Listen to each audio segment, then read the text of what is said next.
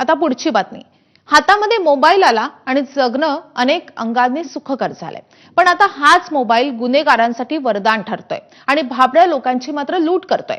काल एकाच दिवशी अशा 3 मोठ्या घटना समोर आलेल्या आहेत. यापैकी पहिली घटना, मुंबईमध्ये उद्योजक आणि त्याच्या पत्नीला डिजिटल अरेस्ट दाखवून 58 कोटींना लुटण्यात आले. या प्रकरणी सायबर क्राईम पोलिसांकडून तिघांना अटक झाली आहे. आरोपींनी 18 बँक खाती वापरून पैसे काढले. अब्दुल नासिर खुल्ली, अर्जुन कडवासरा, जेठाराम कडवासरा अशी आरोपींची नाव आहेत. या आरोपींनी ईडी आणि सीबीआयचे अधिकारी असल्याची बतावणी करून पैसे लुटलेत. दुसरी घटना घडली आहे दक्षिण मुंबईमध्ये. दक्षिण मुंबईतील एका ज्येष्ठ नागरिकानं डॉक्टर अपॉइंटमेंटसाठी ॲप डाउनलोड केलं आणि 17 लाख गमावल्याची घटना घडली. या प्रकरणी दक्षिण विभाग सायबर पोलिसांनी एफआयआर नोंदवलाय आणि सध्या या सगळ्या प्रकरणाचा अधिक तपास सुरू आहे. आता तिसरी घटना छत्रपती संभाजीनगरमधली.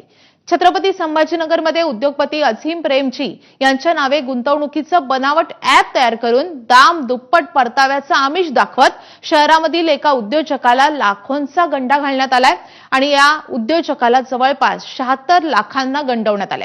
विशेष म्हणजे यातील अर्धे पैसे बीडच्या 2 बँक खात्यामध्ये गेल्याचं समोर आलंय. त्यामुळे राज्यातही सायबर गुन्हेगारांचं जाळं तयार होत असल्याची धक्कादायक बाब या निमित्तानं समोर आली आहे.